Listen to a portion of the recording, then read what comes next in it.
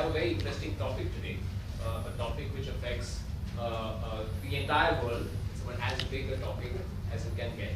And we often have climate change, maybe at the center of all the attention, but what's happening to the human population as a whole is something, of course, of huge interest. And this particular topic, social and biological drivers of growth, also related to the book that he has authored. So highly encourage you to read the book. I'm yet to read the book, so I'm looking forward to reading the book in the next time. So over to you, and we have Q&A at the end, but if you want to ask clarificatory questions in the middle. Thank you. Thank you for those kind words of introduction, and thank you for coming to this talk this afternoon. So, a bit of background. This talk will relate to global fertility, but I would also focus a little bit on my home country, Norway. And the reason for this is partly because I know the setting quite well. I'm Norwegian, I know the data quite well. I work partly in Norway, but also because Norway has some of the best data and is in some ways at a more progressed stage in terms of fertility change than what is happening in India, possibly. And this graph shows changes in global fertility rates from the 1950s, where global fertility, the blue line, was around 5 children per woman. By this year, it's around 2.5, 2.4, 2.3 children per woman, just recently. And this halving of global fertility, which has taken place, has also been accompanied by changes in fertility, not only in high fertility countries, including India and China and other countries driving fertility, but also changes in what is often seen as low fertility countries today, such as Norway, which where fertility used to be around almost 3 children per woman in the 1950s, and now it's around 1.5 children per woman. So global fertility has been halved from the 1950s to the 2020s, but also fertility in Norway has been halved from the 1950s to the 2020s.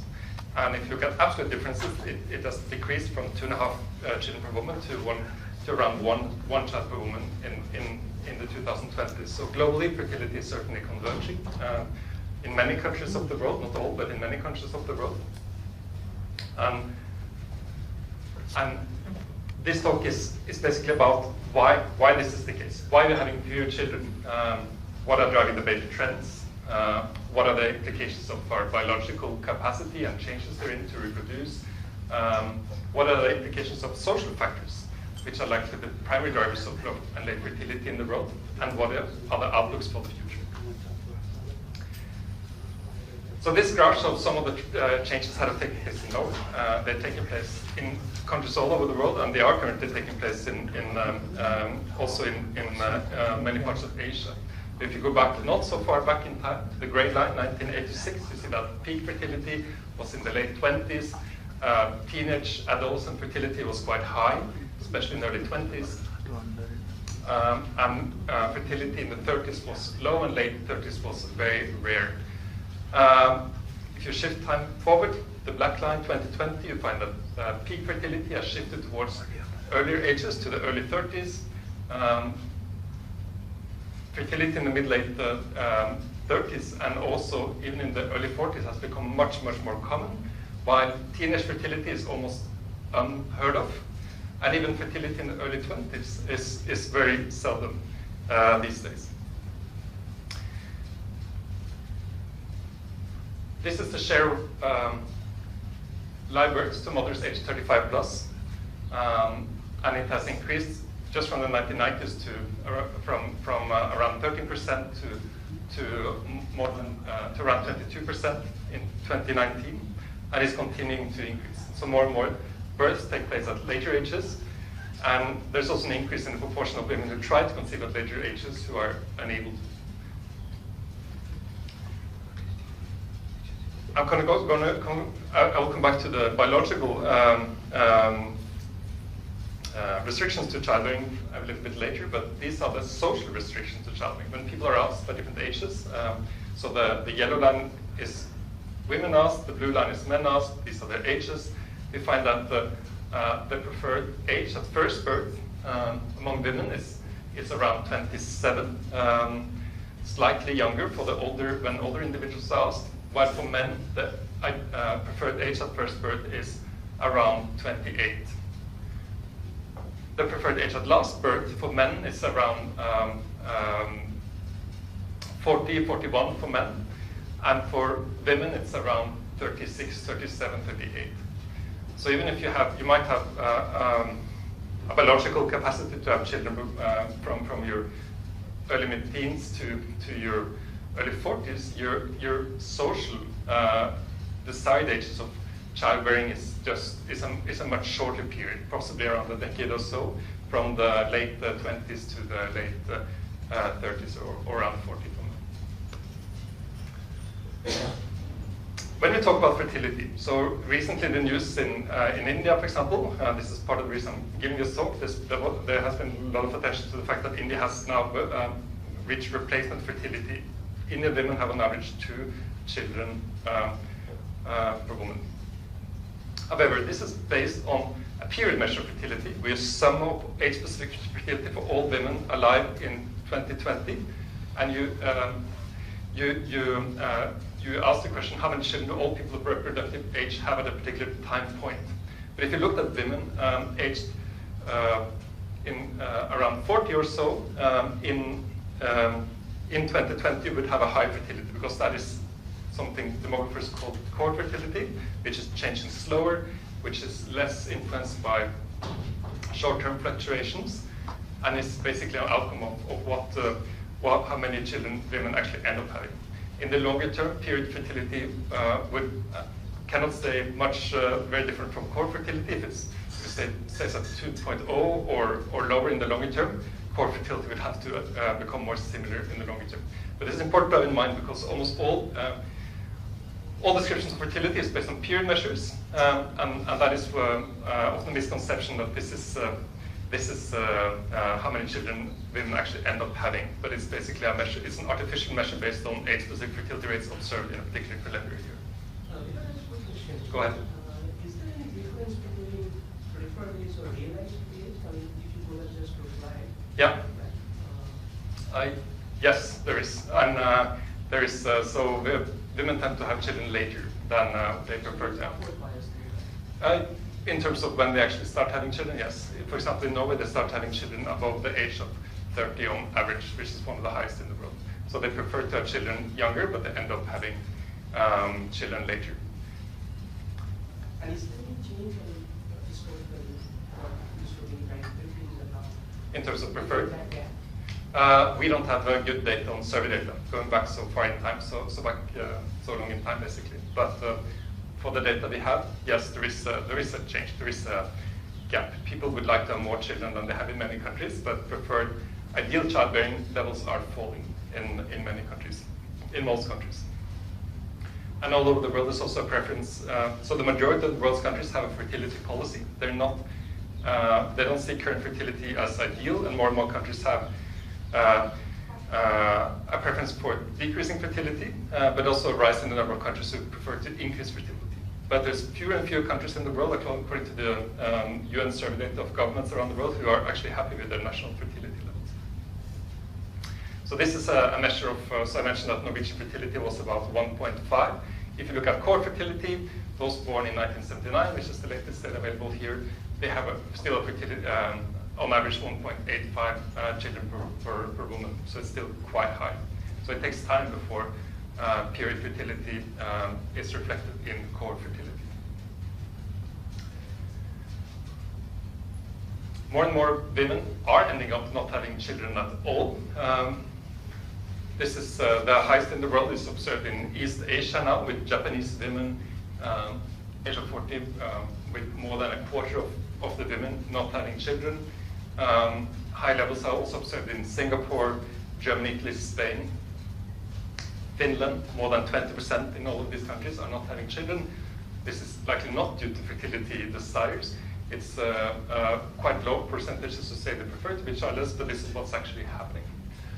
And in many other countries where you have relatively low fertility, such as in parts of former socialist countries in Eastern Europe, you find relatively low fertility levels, but you still also find relatively much lower shares being childless.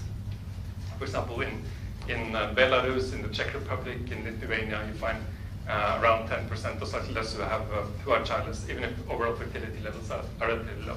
And the reason is because most women have at least one child, but they don't have, there's much less likelihood of having a subsequent child in these countries compared to other countries.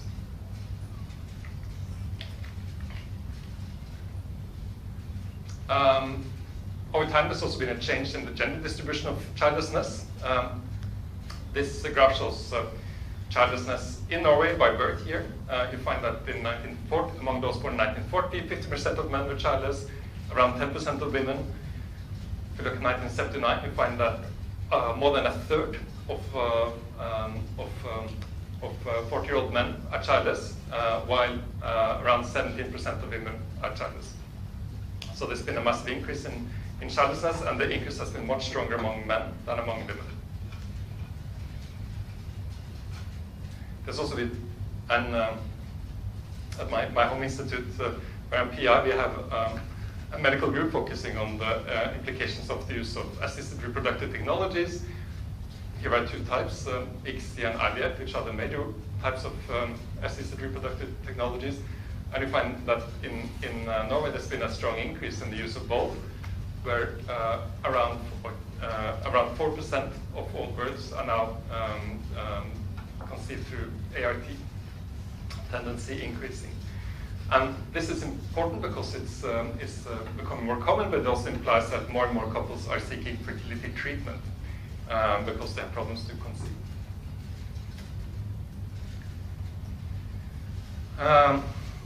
Coming a little bit back to the large picture. This is evidence from Denmark, which has excellent historical data on mortality and fertility. Most countries do not have that. And it basically exemplifies the whole demographic transition. So if you go back in time, you find that in European countries, you typically had, with something called the European marital system, you had quite late onset of childbearing because depending on economic conditions, there was relatively late marriage, low extramarital births, relatively few extramarital births, and quite large levels of lifetime celibacy, and that meant that fertility was not 7+ or so, or 6, 7+, which would have been close to natural fertility, but it was more close to 4 or 5. And among these 4 or 5 children, before the demographic transition, you typically had around 2 children surviving, meaning that you had stability in the population growth levels over long periods of time. And as mortality started declining, you see that this low graph is the 2-sex net reproduction rate, which shows that the number of children surviving to mid-reproductive ages. You find that more than 2 survived. Ergo, you had population growth for the period from the late 1770s up until the early 20th century. And over time, mortality declines, so you see that there's a converging pattern between the total fertility rate and this 2-sex net reproduction rate, meaning that most children who had survived to be able to reproduce themselves. So when you talk about changes in fertility over time, many people say you went from very large families to small families, and this is probably not the case. If you look at the number of children who actually survived, you went from a situation historically where you had 2 survivors to a situation where you had maybe around 3 survivors, to a situation where you had 2 or slightly less today.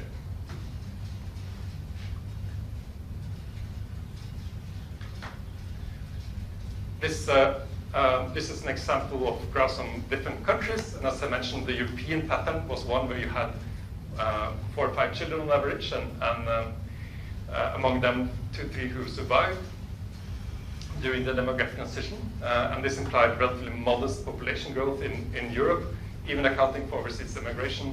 European populations increased by a factor of 3 to 5 roughly during the whole demographic transition. In other parts of the world, the population growth has during the demographic transition has been much higher, typically in the range of 8 to 24. But many countries it's not completed yet.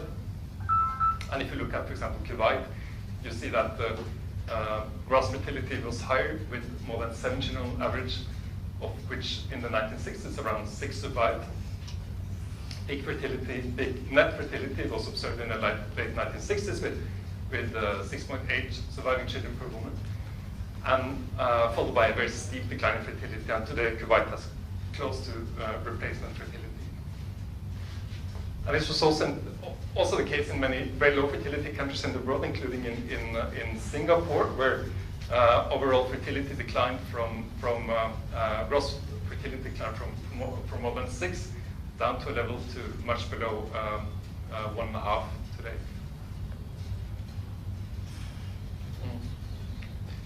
And if you look at the Indian case,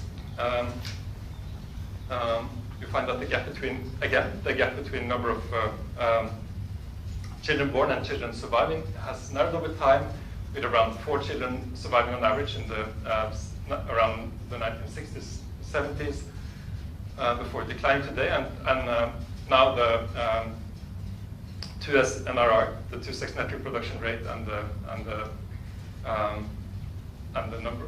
total fertility rate implies that around 2 children are born per woman in India. Okay, so coming a little bit back to fertility, how many children could a woman theoretically have? Do changes in the biological capacity to reproduce explain fertility decline?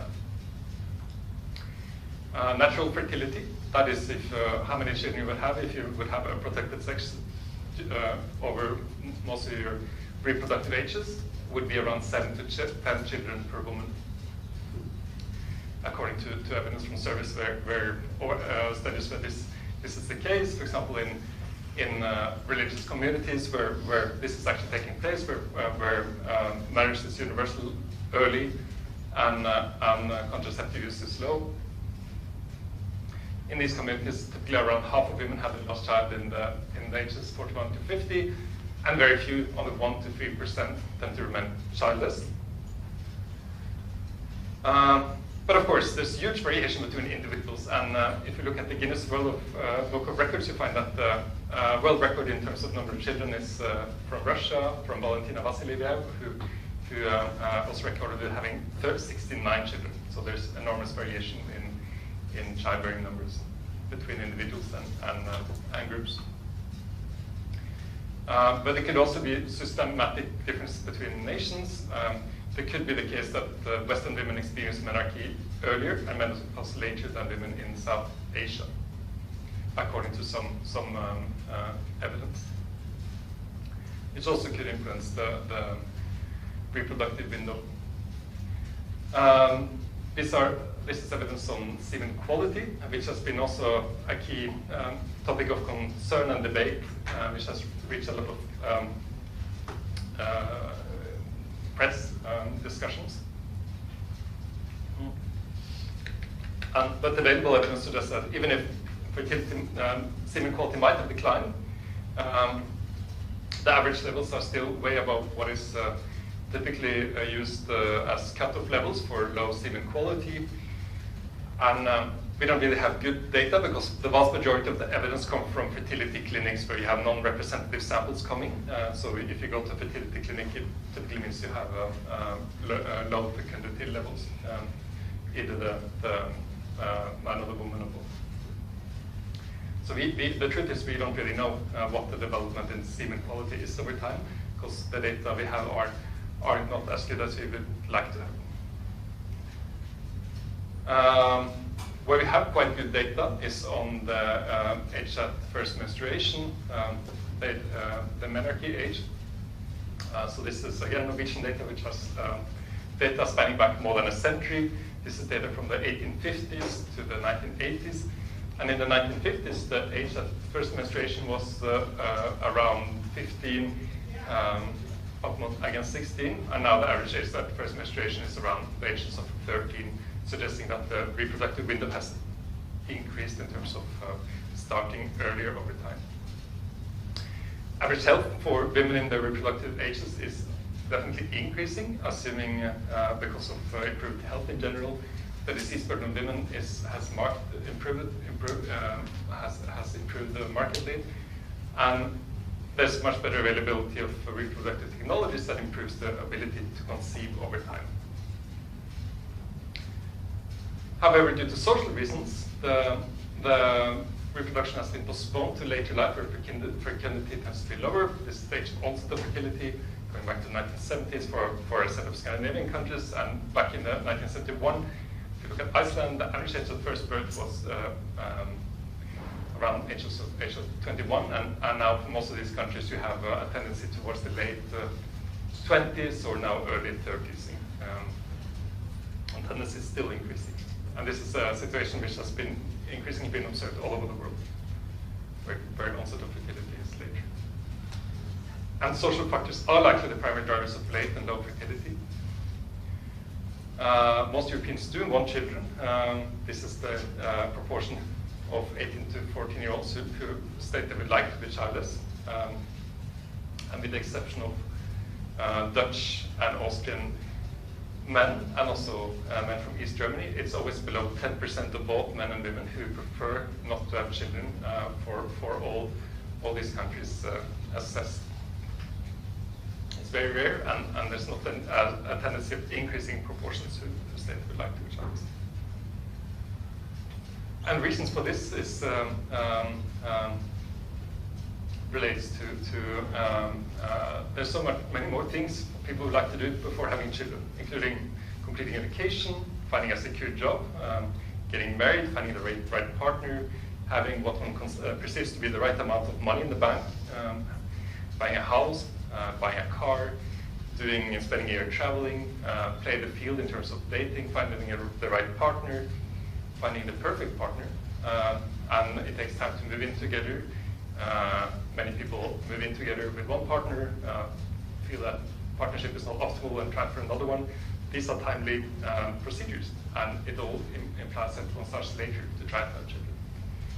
In terms of having the average years of schooling has increased a lot. This is, again, historical data spanning back to 1860 to 2000, and you can see that the increases in schooling levels in first in Western countries, but then in Eastern countries and increasingly all over the world has increased markedly, and where people on average have only a few years of education, it's become more and more common to have very long durations of schooling in countries all over the world, which has a strong causal effect on the timing and outcome of fertility, outcome meaning number of children. And it takes a lot longer to find a steady job. School leaving ages and labor market entry ages tend to increase. It takes many more years to spend building careers. It takes longer time to find stable jobs and to reach more and more people are involved in career-oriented jobs. Especially women have shifted from when women first started working, the majority had less career-oriented jobs, and now there are increasing shares in jobs which are A, full-time, and B, requires many more years of career establishment before you can reach, before one is perhaps satisfied in terms of which career level one would be willing to take a break in terms of having children before continuing one's career.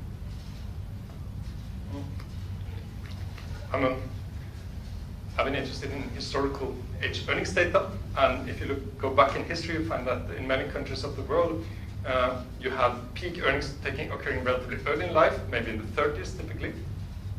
You will hardly find that anywhere in the world anymore.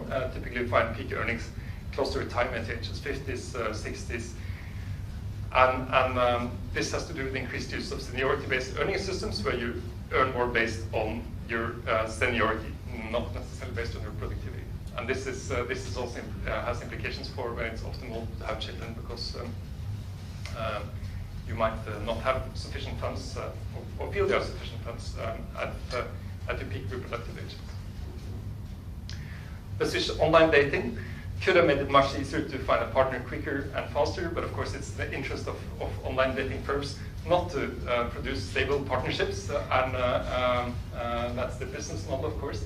And the odds of finding a single person based on what women state are the optimal characteristics of a partner, according to one website, would be 1 in 562 men. So it's hard to find the optimal partner. There are going to be many. One has to change one's ideals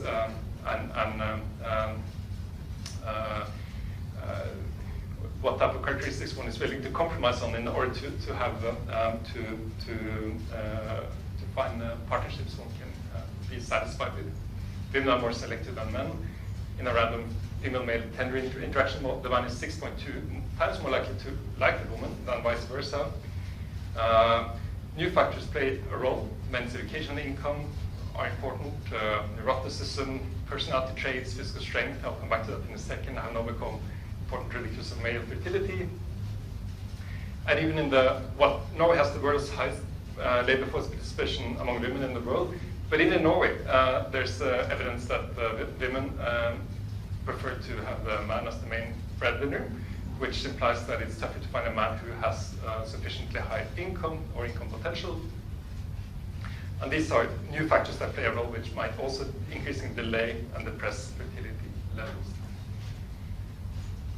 There's differences by education. This shows the level of childlessness by education in Taiwan. And notice that if you're a woman, you find high childlessness among the more educated women. Among men, is the opposite. Childlessness among the most educated men is lower than among the less educated. So the gender differences might be opposite. Yes. Go ahead. Do you have any data on the correlation between the comprehensiveness of the social schemes like health and education with the fertility? Social schemes meaning social security systems, or meaning? Yeah, like how good the health and education, how well they take care of the system. Like, yeah. If I look at India, the costs have gone up maybe 3-4 times in the last 5-10 years. So the Yeah. cost may be a major indication. It may not be so in Norway anymore. No, it will be. You're completely right, first of all. So Norway and the Scandinavian countries are famed for having public social security systems. Most of it is free, high quality. However, there's still very high costs of having children in terms of having them stay longer at home. You have to buy houses. Housing prices, I'll come back to that in a second, is among the highest in the world, and it's increasing tremendously. So yes, even in countries that for a few years ago, if you would listen to talk on fertility, you would typically find that Scandinavia is seen as an outlier, having relatively high fertility in spite of being highly developed. And now this is no longer the case. Fertility has declined further there as well, in spite of having extensive social security support systems. So other mechanisms are there, including some of the issues I've discussed here, such as new dating mechanisms, longer education, and more greater preferences, and higher housing prices. There's also been a rapid changes in the type of partnerships over time. More people cohabit, few people marry, or they marry later. Stable partnerships remain an important determinant of childbearing, and marriage is still an important predictor of fertility. Average age of marriage, in Norway, the timing has reversed, if you like. It's still common to marry and still common to have children within stable relationships, but marriage is extremely expensive, and many people marry later. First they have children and then marry afterwards. The number of opposite sex partners has increased over time, and this is the percent births out of wedlock. Highest in the world, you find births out of wedlock, where you find majorities in countries, not in the Nordic countries, but in places such as Chile, Costa Rica, Mexico. So new parts of the world see changes in partnership types and where births occur. But there's been increases in most countries in the world, even in traditionally very conservative countries such as Israel or Turkey. There's been some increases in recent years, or Poland, where the increases have been more pronounced.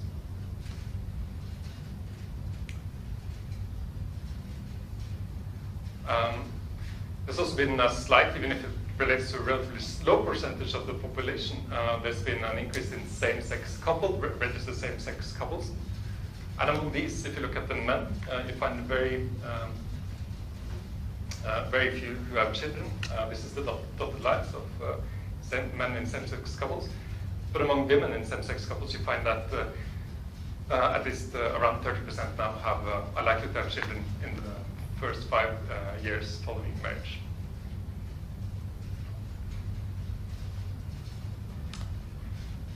coming back to your question, housing prices have increased tremendously in many parts of the world.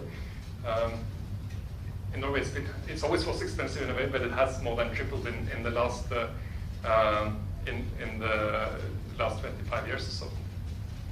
And this is probably a strong determinant of why many people are choosing to have children later and later in the Norwegian setting, because it's the housing prices are really too high for most people to be able to cope on their own, and it's very common to be able to have to rely on transfers from especially from parents or other family members to be able to afford to establish themselves in the housing market. And these are real prices.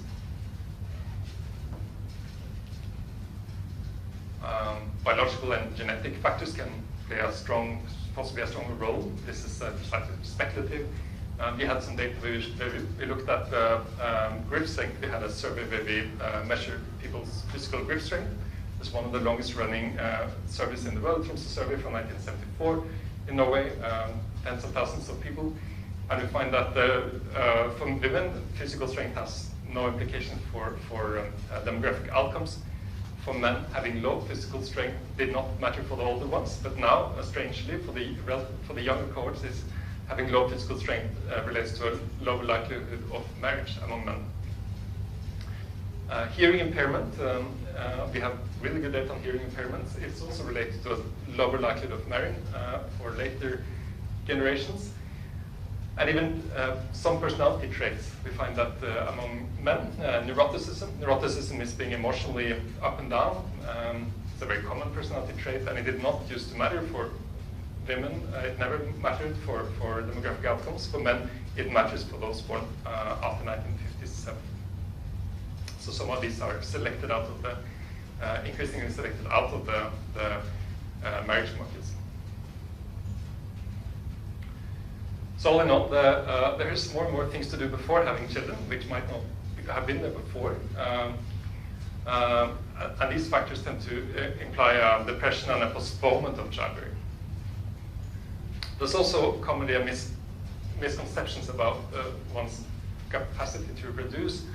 Many overestimate, even among highly educated women, men are even worse.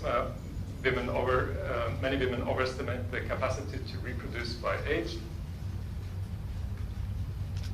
and many are unaware of if one sees children, that it's a challenge to try to start trying to have children later in life. Here is an assessment of ovarian reserves by age, which shows that there's a strong decline, particularly strong in the 30s. And this implies that there's also a high incidence of coincidental childlessness. Women who are and intend to remain childless by education is much lower. The gray bar shows the proportion who intend to be childless by education, and the black bar shows the proportions actually ending up childless. So for example, for Spain, you see that there's 3-4% of highly educated women who intend to be childless, while those who actually end up childless, you find around 27% or so, and similar for Austria. So many end up without intending to be childless. Religion might still play an important role. I worked a lot on religion and demographic outcomes. So these are data for the whole Norwegian population. We use one proxy for religion. We don't have religion in the Norwegian census, but we do have a type of marriage. So whether you married in the civil court or if you married in a church. So both options are very common, and that's how most of the population marries. And you do find that among those who married in a civil court, you find, if you look at the younger courts, you find that there's much higher levels of childlessness compared to those who married in a church, where there's more than 20-25%, and among those who married in church, only 5% or so. Among the youngest, you still have so-called right censoring. You haven't observed fertility outcomes for all yet. The same goes for women. And you do have higher ages of first birth of marriage child for people who are religious or marry religious. tend to be younger when they have their first birth among men, and the same is the case also for women. And this, I think, is particularly interesting. This is the number of children by age 40 for men. And you can see that even in Norway, you find that fertility for men has never declined below 2.2 for men who married in church, while for those who marry have a secular marriage, you find that fertility is below replacement level for all workforce. And the same goes for women. And this is important because there's been a massive change in religious shares in Norway. It used to be the case that the vast majority had a religious affiliation, and now more than half state that they do no longer believe in God. So you have massive changes in values and norms and religious orientations, which might influence childbearing outcomes. And will fertility recover? Well, once fertility falls below 1.5 children per woman, we develop something we term the low fertility trap. And it partly relates to something which is more actuarially interesting, that if you have fewer births, you will have fewer women of reproductive age in the next generation of and hence you have fewer children. This is a self-reinforcing effect. But you can also have economic effects, that if you have fewer young, it might influence economic growth, it might influence social security especially. Whether it influences economic growth is much more speculative. At the same time, people have increasing economic aspirations, economic preference for what they see as adequate might increase. One would like to have more material possessions before one starts having children. Hence, one might have with less money and higher preferences, one might have a greater gap between expected aspirations and expected income. And this might depress one's fertility, economic reasons. And you could also have changes in personal ideas, family size, which is influenced by the number of children one has grown up with, changes in one's religious orientation, in one's family norms, which might also influence one's personality, ideal family size. And one's beliefs is also just made it to the next generation. So all in all, you might have self-reinforcing effects which tend to further depress fertility.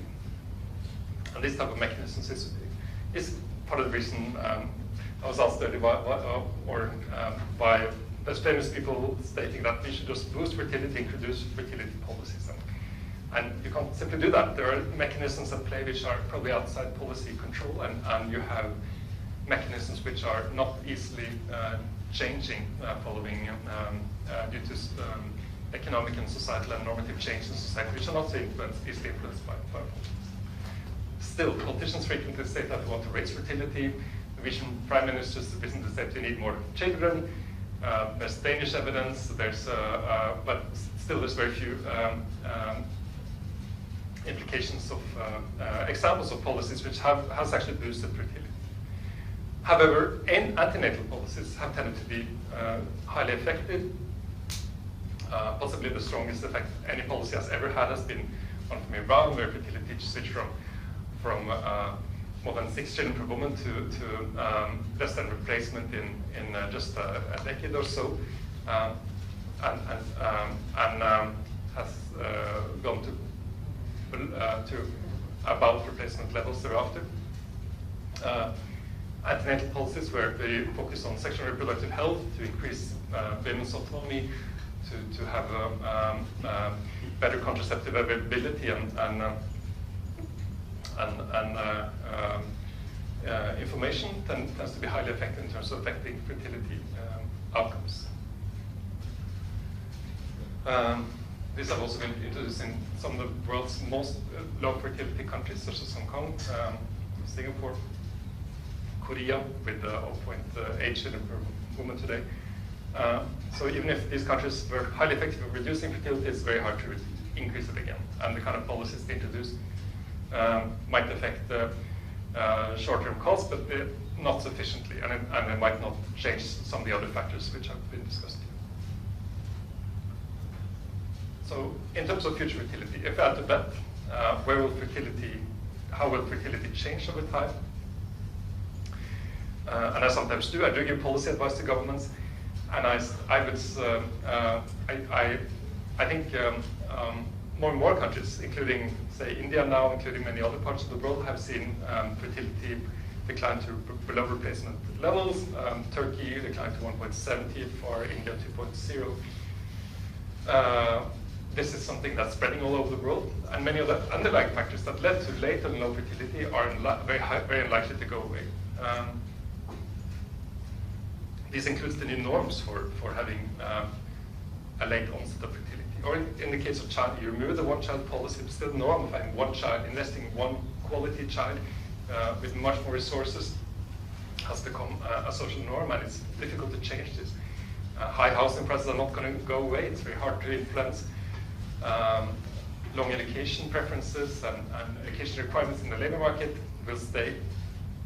Secularization, but it spreads all over the world, I'm not so sure, but it's individualization is, and we have more and better and much more effective contraception, especially following LARCs, than what has been the case in the past. So there's fewer unplanned births, and future changes are highly likely to come, including climate, possibly pandemics, technology-driven unemployment, are more likely to decrease than to increase fertility. And in some, if I should bet, fertility levels are likely to fluctuate at very low levels in more and more world regions. And there's more reasons for fearing the future. More and more young people state, for example, that climate fears is a key reason why they are uncertain about whether they should have children.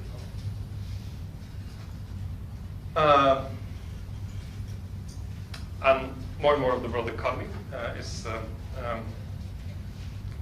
dominated by countries with below replacement fertility.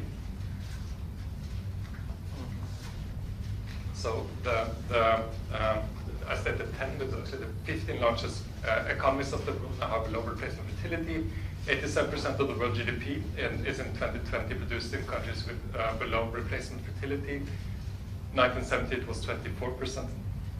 So in spite of the fact that we have below replacement fertility, production has typically not shifted away to above replacement countries, at least not yet, and economies that are very highly productive remain highly productive still today in terms of producing most of the world's GDP, in spite of, possibly because of below replacement fertility, because we're able to invest much more in this population. And a bit of advertisement for a book where I try to go through many of these arguments. There is so the reason I wrote this book is that I'm a demographer. I specialize in some fields. There are many experts in fertility, but they're all experts in tiny fields. Some of my colleagues are experts in ovary reserve, some are experts in ART, some are experts in semen quality, some are experts in education or housing markets. But there really hasn't been an attempt to bind it all together. I tried to summarize available evidence from different disciplines and try to put it in one joint book. And this book is available now. It just got published, and I think it at least gives an introduction and a fairly broad review of the different drivers of fertility. And it's and many people have very strong feelings about that we should just raise fertility, as mentioned, or change people's family forms, and it's not going to happen so easily. And I think one should possibly focus more on how one can live it below replacement fertility, eventually population decline, but still prosper. And I would also like to stress that one of the key concerns about low fertility is that we are aging. You have to avoid population aging, some believe. I think that's a mathematical impossibility. All countries will eventually age, experience population aging before reaching a new stable age structure with a much older population. One should try to invest much more in one's health, how well one ages, and one has great potential for improving one's health. In terms of, if you look at, this is based on the world's largest harmonized data of health around the world, the Global Burden of Disease Project. And what I did with my colleagues here is I looked at the age when one has a specific health level. So you're not old when you are say 65 65 or 60 or 70, which is what demographers typically looked at. You're old when you reach a specific health level. And as you can see, this occurs, unfortunately, relatively early in India, around 60, and it occurs much later, say, in Japan in the mid-late 70s, which suggests that there is quite a lot of potential for countries such as not only Afghanistan, but also, say, Russia or India or Indonesia to improve its health levels and to make people be healthy to much older ages, to help incentivize better, healthier lifestyles, and also to avoid the early onset of this of poor health, which has tremendous economic and social costs. Now, this is what you typically how the world is typically conceived. We find that Japan is the oldest country in the world, has the highest old age dependency ratio. We only look at those who are 65 plus relative to the population aged 20 to 64. Japan has the highest share of older individuals. Some of the youngest are found in sub-Saharan Africa, parts of the Arabian Peninsula, India being quite young, much of Scandinavia, Europe, the West, relatively old. But if you account for health, you find a very different picture.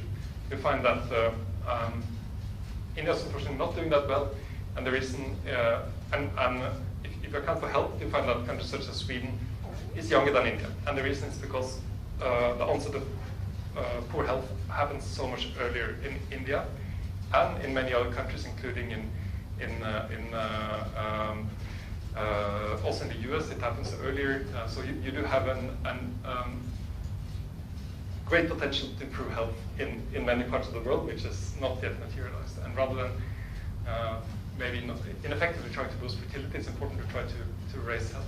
And even some of the youngest populations in the world, like the Horn of Africa, you find that even if it has a very young population, the onset of poor health is so young, so it has effectively a higher health-adjusted dependency ratio than, for example, what you would find in Spain, in spite of having a much younger, older population in Spain and a much older population in Somalia. So investing in health is something, and long life is something, might be a more effective way of dealing with inevitable demographic change. Yeah, I think I won't go so much through this. So again, China has experienced India has experienced very rapid fertility decline. Now it's much more similar to the case of China. China experienced an earlier one and has stabilized fertility below replacement fertility. India has just experienced a decrease in fertility to below replacement levels. And I think it's increasingly important for India to figure out ways for how to best to deal with this situation in the long term. That's the key message from this talk. And many of the reasons are mentioned here, that there's fewer women marrying early, there's adult fertility has declined in India, and also there's less need, but still important need.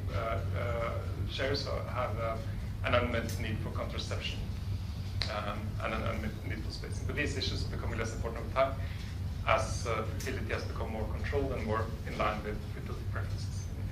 Yeah. Thank you so much for this, for coming here, and I look forward to questions and comments.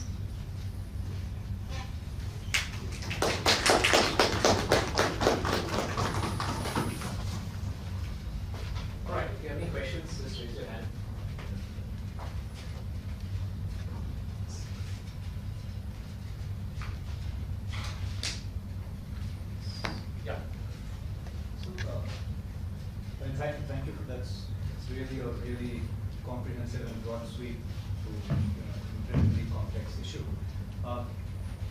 How much of this is dictated in some ways by the structure of the economy itself? I mean, I know you've talked about different aspects of it. I mean, but we're just like at the broad level, from agriculture to manufacturing to services. Yeah. Because surely, I mean, at least one justification for having lots of children used to be that you have more hands to work on the land. Yeah. Right? And as that has shifted, what's the role that that has played? Oh, it's a very important and good question, and it's completely central to having to why we see fertility decline. So we've gone from a situation where having relatively large family sizes have been financially possibly optimal because you need hands to help you out in farming and fishing in primary industries, and this is decreasing the case because those industries are in steep decline, and the industries that are in steep increase are no longer requiring large families, and your children will much more likely be a large economic cost rather than support to your family.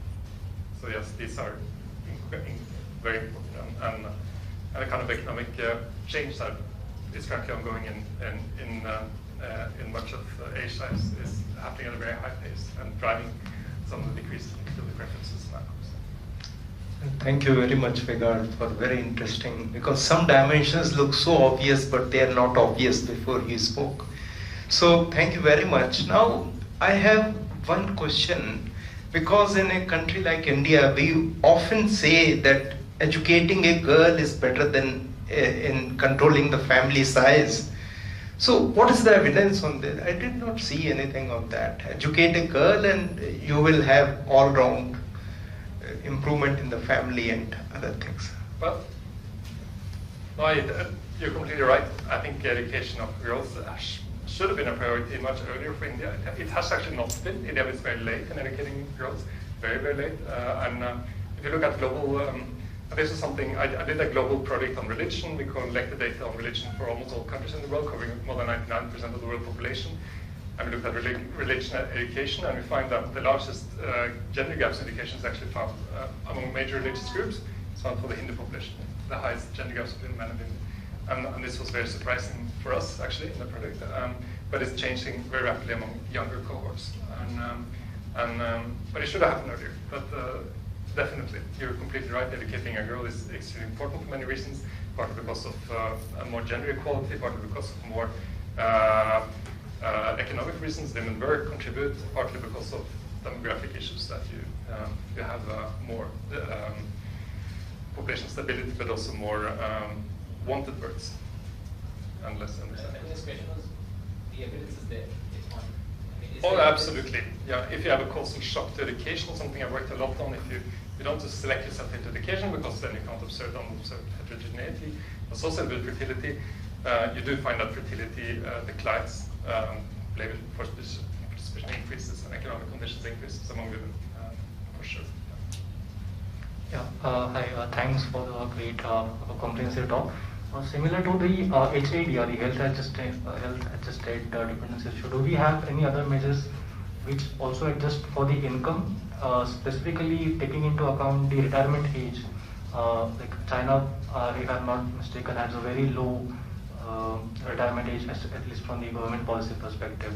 So in that sense, do we have any other measures which account for income, and maybe another measure which accounts both for health as well as income? That there might be people who are above 65, but they are still earning, and in the basic measure of the dependency ratio, if you just count the age, it will show a higher dependency ratio, but if you adjust for the incomes that the older population is having, it might show some different results. Do we have such measures? Well, we don't have, the short answer is we lack those data. I've been searching for many countries in the world. We typically don't have time series, so the data are often not that well at hand.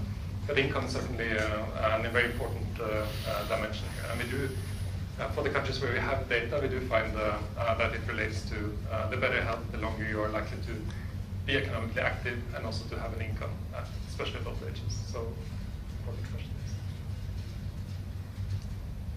Yeah, I'll ask one question on migration. So a lot of these aging countries, the one solution for the labor market issue gaps is to get more people and so on, except for maybe Japan.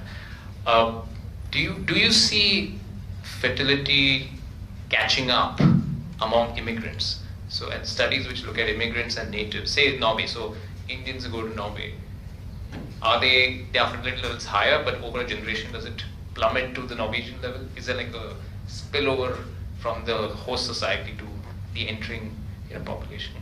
There is some evidence for that migrants tend to tend to see at least partial convergence in fertility patterns, even if marriage norms remain very strong. you do find at least partial convergence over time, and certainly in the case of Norway, we have excellent data on migrants. You do find this. However, in many countries, the situation might be very different, of course, because you don't have, say in the Middle East, you have only disproportionately male migrants going. This might depress fertility because you don't have both sexes migrating at the same time. You do have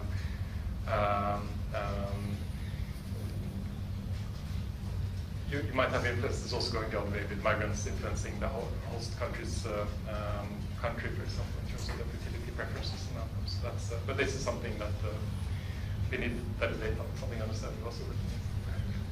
Ankur. A couple of different questions. As you said, you work more on the religion aspect of it also. I'm curious to know what about religion. I mean, is it sort of religion because, you know, in terms of sort of attitudes towards contraception, or is it, you know, those things that you listed, they don't matter as much, you know, they're driven by other emotions or... Yeah, no, well, I think, first of all, there are other factors which might be more important, including especially education. Education is more important than religion. But religion might still have an independent effect, even if you control for socioeconomic characteristics and region and so forth. You do find often significant effects of religion on reproductive outcomes. And I think some of the key reasons might be, especially marriage is crucial, and it's in some religions it's not being married. It's very difficult, but having lower fertility might be less so. So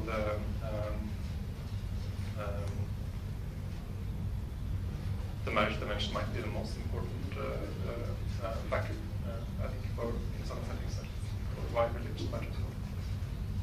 I'm also curious to know if you were to decompose the fertility in terms of sort of you know, those who have children having more versus those not having. Because there, I mean, at least in the US case, there's some sort of a polarization or something like that. Yeah, so there is well, one of the slides I started off with showed that in, say, in Eastern Europe, you find that many are having at least one child, but they often stop there. So there's a high proportion of one-child families. But in most countries, if you start having children, you tend to have two children in richer countries, and increasingly more so in other parts of the world. But there's a large proportion of the population in, say, in China in particular, where the one-child norm is common, but also in former socialist countries in Eastern Europe, which where having one child has become a very common family form. Some of the, I mean, I don't know that, you know, some of the norms that used to drive stalking behavior used to be related to sort of preferences in terms of gender. So in India, you had a normal sort of thing. You keep having children till you have a boy. Yeah. And then I think in the US it was at least. But it's the same setting. You have one of each. Yeah. Has there been any studies to sort of look at how the norms have changed? No, certainly.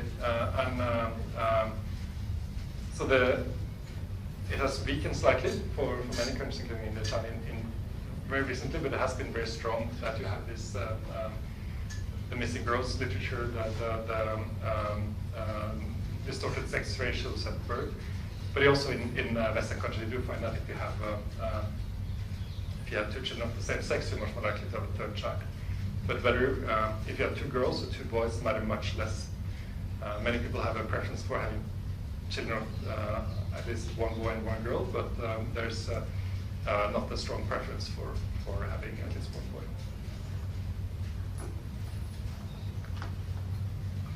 I have a question on the slide you showed for.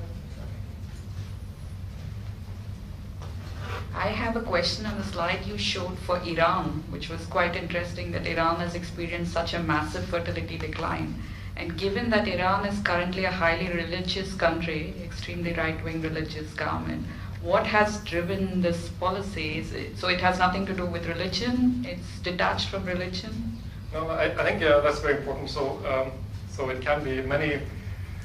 So first of all, religion remains very important in the world. We did our global survey. We find that 84% of the world population has a religious affiliation, and the tendency is not decreasing, it's increasing. And that's due to the fact that there's a rise of sub-Saharan Africa So we find that by 2050 it will rise to around 87% was our the key scenario.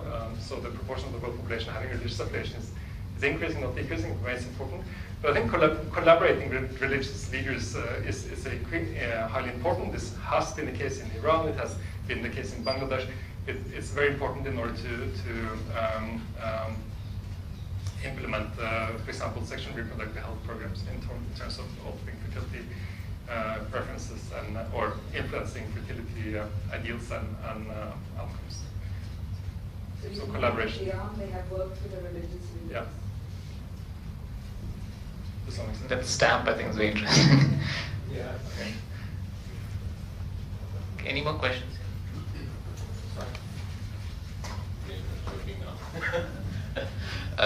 It's an interesting way of putting the problem into its head itself. So I like the way you have, I call it a society planners group, in a sense, who are planning the society in a long-term thinkers. So for them, they trap concepts at some point. So public health is a kind of a bearer of those society planners' agendas and implementing policies to implement their improvement agenda, in a sense. So there was a drive for reducing fertility to an extent with the minimizing population. And now the fertility dropping into a trap level. But you're telling them, saying decline in prosperity, because most of the prospering countries are in the decline stage, and you also put a point across saying in the health adjusted measure, you're still better off. So the question is now here, in your experience, who are those planner groups who are not buying your pun or? Well, this is a fairly new book, so I haven't really had a global discussion yet in terms of. But I think I certainly think that there is too much negativism in terms of how this is all viewed. It should be. This is a global change that is likely to stay here for a very long period of time.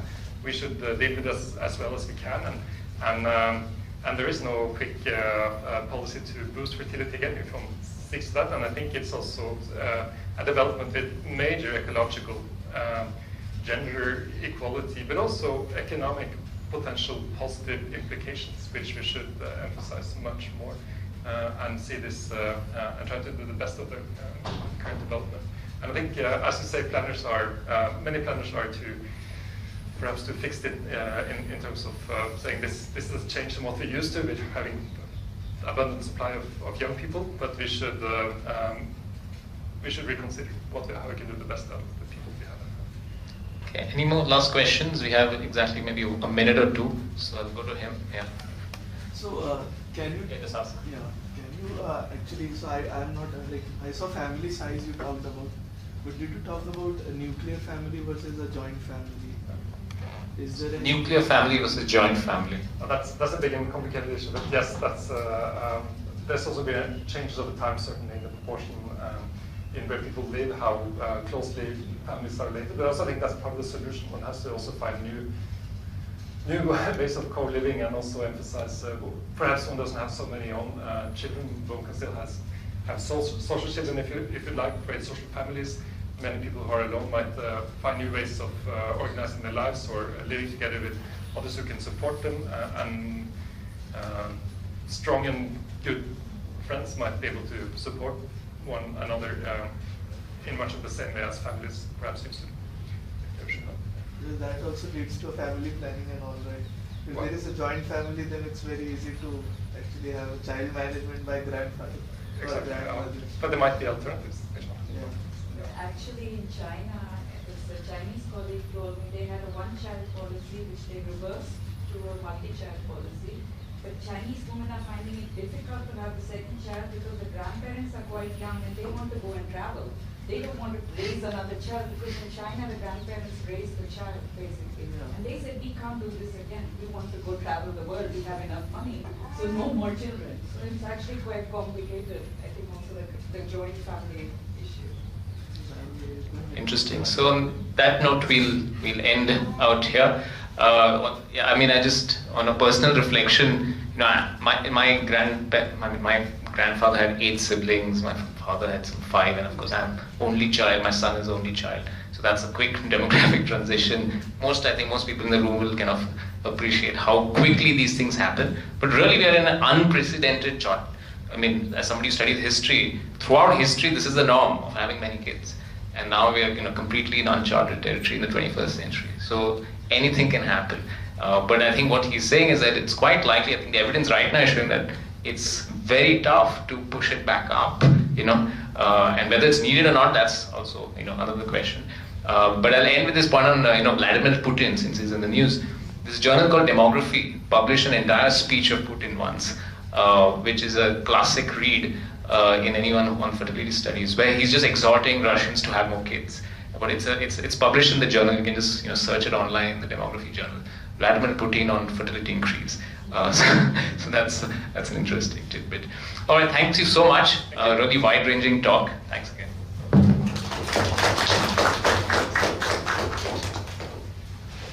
And I think there's some tidbits to eat outside. Yeah.